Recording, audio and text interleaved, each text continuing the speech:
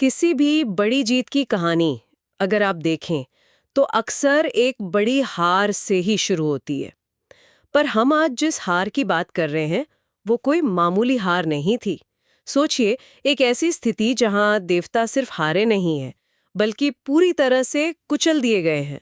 उनकी शक्ति जा चुकी है, स्वर्ग पर उनके सबसे बड़े दुश्मन का कब्जा है और भविष्य में अंधेरे के सिवा कुछ नहीं दिख रहा।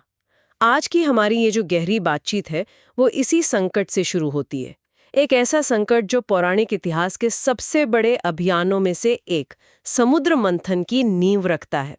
हम ब्रह्म पुराण के अध्याय 8 में जो ब्यौरा दिया है उसके आधार पर ये समझने की कोशिश करेंगे कि आखिर ये मंथन जरूरी क्यों हुआ।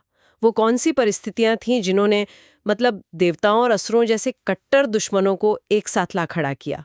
बिल्कुल। और ये सिर्फ एक घटना का ब्यौरा नहीं है, ये एक शानदार रणनीति की केस स्टडी है।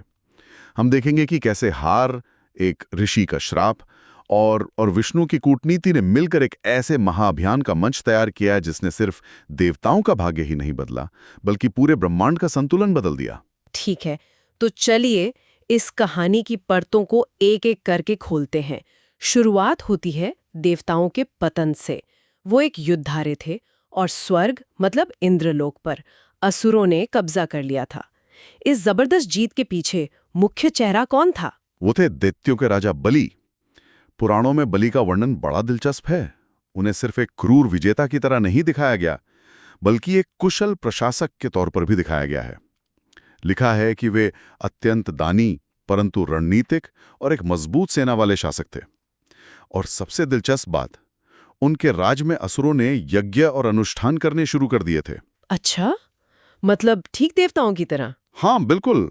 तो ये सिर्फ एक सैन्य कब्जा नहीं था, ये एक तरह का सांस्कृतिक कब्जा था, जो देवताओं के लिए और भी ज्यादा अपमानजनक रहा होगा। निश्चित रूप से। वो सिर्फ उनकी जमीन नहीं छीन रहे थे, एक तरह से उनकी पहचान भी छीन रहे थे। लेकिन ये सिर्फ एक सैन्य और सांस्कृतिक हार नहीं थी। कहानी में एक ऋषि के श्राप का भी जिक्र है जिसने उनकी हालत को बद से बदतर बना दिया। हाँ, और ये कहानी का एक बहुत जरूरी मोड़ है। हुआ ये था कि देवताओं ने अपने ऐश्वर्य और शक्ति के अहंकार में दुर्वासा ऋषि का अपमान कर दिया। उन्होंने ऋषि के दी हुई एक माला का सम्मान नहीं किया और दुर्वासा ऋषि तो अपने क्रोध के लिए जाने जाते हैं। उन्होंने तुरंत श्राप दिया, तुम्हारा सारा ऐश्वर्य, तुम्हारी सारी शक्ति, तुम्हारा तेज, सब कुछ खत्म हो जाएगा। ये दिलचस्प है कि श्राप का असर सिर्फ आध्यात्मिक नहीं था बल्कि शारीरिक भी था।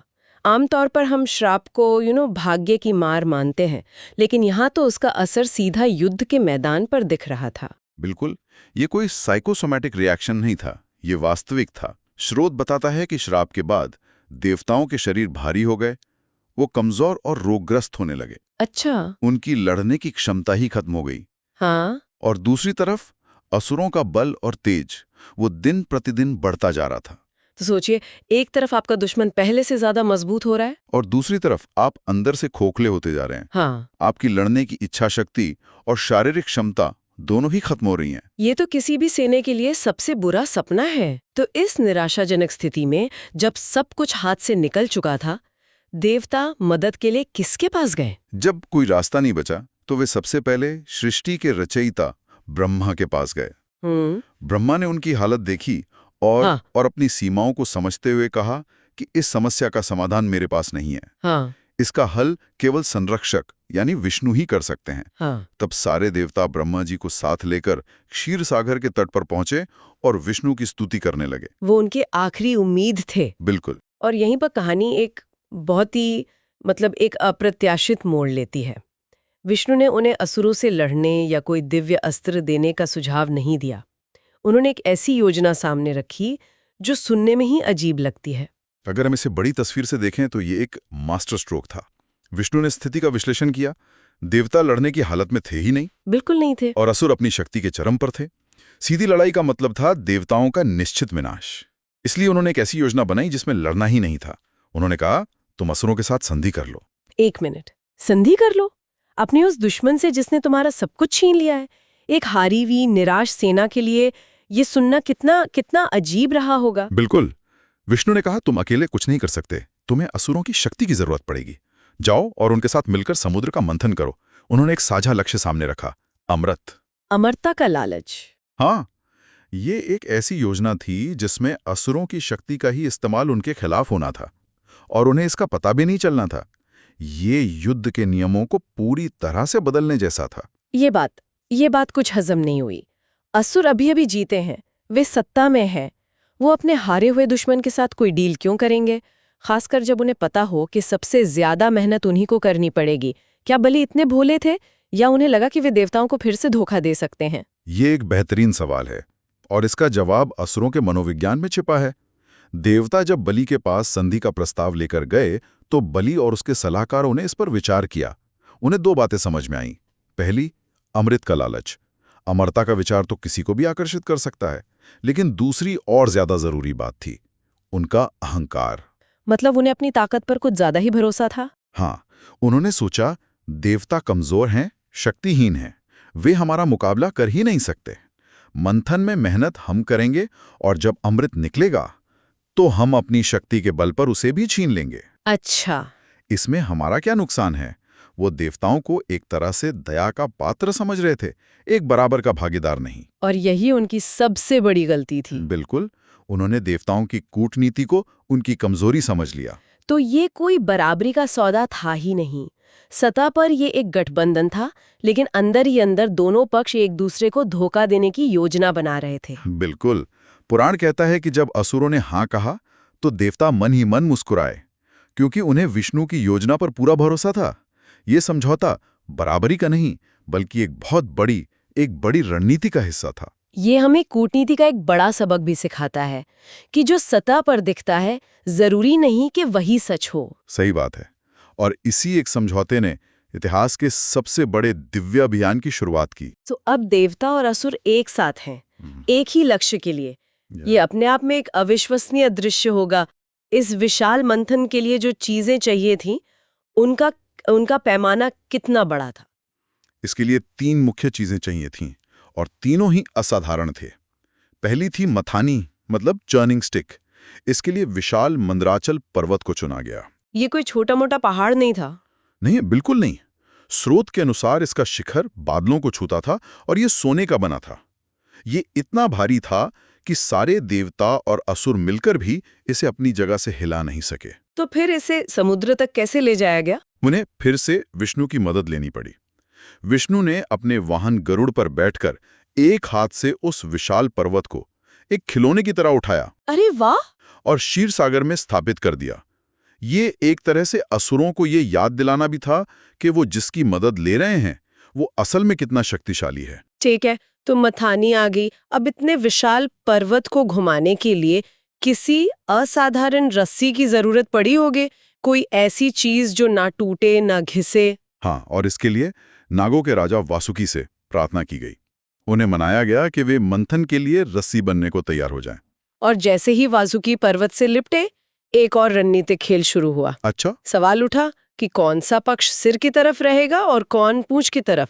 जाहिर है कोई भी जहरीले नाग के मुंह की तरफ तो नहीं खड़ा होना चाहेगा। पूंछ की तरफ रहना ही सुरक्षित लगता है। देवताओं ने भी यही सोचा, लेकिन असुरों ने अपने अहंकार और शक्ति के प्रदर्शन में कहा, हम श्रेष्ठ हैं, हम ज्यादा शक्तिशाली हैं, इसलिए हम सिर की ओर खड़े होंगे। पूंछ पकड़ना तो वीरों का काम नहीं है। और विष्णु ने क्या किया? उन्होंने कोई बहस नहीं की। उन्होंने बस मुस्कुराकर कहा, तथास्तु। तथास्तु। उन्होंने बहस करने की जरूरत ही नहीं समझी। ये शतरंज की उस चाल की तरह था जहां आप अपने विरोधी को जानबूझकर एक ऐसा मोहरा लेने देते हैं जो असल में एक जाल है। क्या बात है! क्या बात है! विष्णु जानते थे कि जब हजारों साल तक मंथन चलेगा और वासुकी को खींचा जाएगा तो उसके मुख से भयंकर विष और अग्नि की ज्वालाएं निकलेंगी और वो सीधा असुरों पर जाएंगी। हाँ, ये जहर और धुआं असुरों को लगातार कमजोर करता रहेगा, जबकि पूंछ की तरफ खड़े देवता इससे सुरक्षित रहेंगे। तो एक बार फिर असुरों का अहंकार ही उनकी सबसे बड़ी कमजोरी बन गया। बिल्कुल। तो पर्वत आ गया, रस्सी भी आ गई, और तीसरा तत्व स्वयं क्षीर सागर था जहां ये सब होना था। इस पूरी योजना के पीछे विष्णु का असली उद्देश्य क्या था? क्या ये सिर्फ देवताओं को अमृत पिलाकर उन्हें अमर बनाना था, या इसके पीछे कोई और बड़ा मकसद था? स्रोत इसे बहुत स्पष्ट रूप से बताता है। ये सिर्फ अमृत पाने का अभियान नहीं था, ये धर्म की पुनर्स्थापना थी।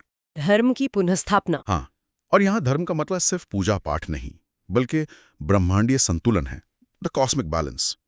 ये कहानी बता रही है कि जब अहंकार और ब्रूट फोर्स मतलब पाश्विक शक्ति हद से ज्यादा बढ़ जाए तो उसे हराने के लिए सिर्फ शक्ति नहीं बल्कि बुद्धि और रणनीति, भले ही उसमें थोड़ा छल शामिल हो, उसका इस्तेमाल भी धर्म का ही हिस्सा है। तो ये एक मल्टी लेयर्ड प्लान था। हाँ, योजना बहुत गहरी थी। पहला चरण, असुर अपनी शक्ति से पर्वत उठाएंगे और मंथन का सारा भारी काम करेंगे, क्योंकि देवता तो कमजोर थे। दूसरा चरण, वासुकी का जहर उन्हें शारीरिक रूप से और भी कमजोर करेगा। और अंतिम और तीसरा चरण, जब अमृत निकलेगा। हाँ, जब अमृत निकलेगा तो विष्णु मोहिनी रूप धारण करके ये सुनिश्चित करेंगे कि अमृत केवल देवताओं को ही मिले और असुरों को उनके परिश्रम का कोई फल ना मिले। तो अंततः देवताओं को शक्ति वापस मिल जाएगी और असुरों का पतन शुरू होगा। ये एक ऐसी रणनीति थी जिसमें हर कदम पर असुरों को लगता रहा कि वो जीत रहे हैं, जबकि वास्तव में वो अपनी ही हार की नींव रख रहे थे। बिल्कुल, ये सिर्फ एक युद्ध नहीं था, ये ब्रह्मांड के संतुलन को फिर से स्थापित करने का एक महायज्ञ था। और फिर वो क्षण आया जब सब कुछ तैयार था।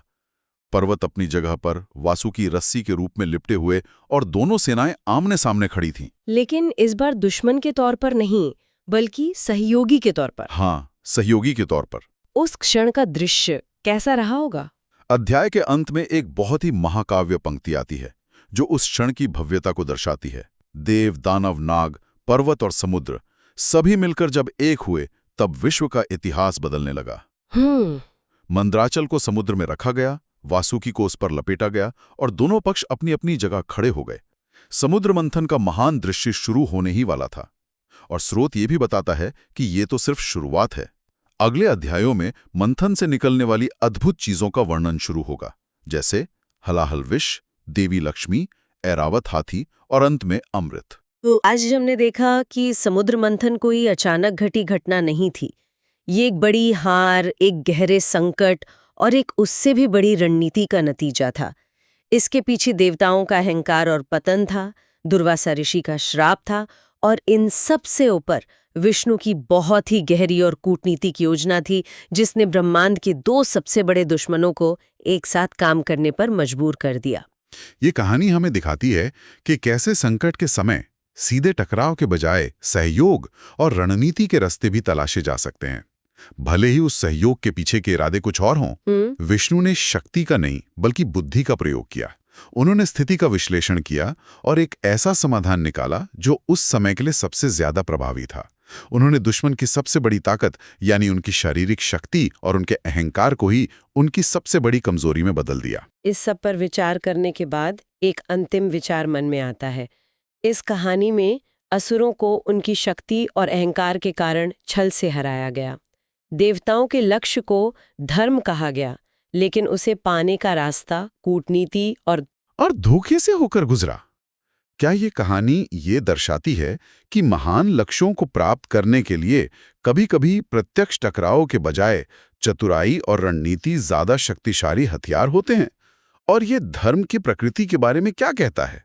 क्या ये नियमों का पालन करना है या सही परिणाम तक पहुंचना, चाहे रास्ता कोई भी हो?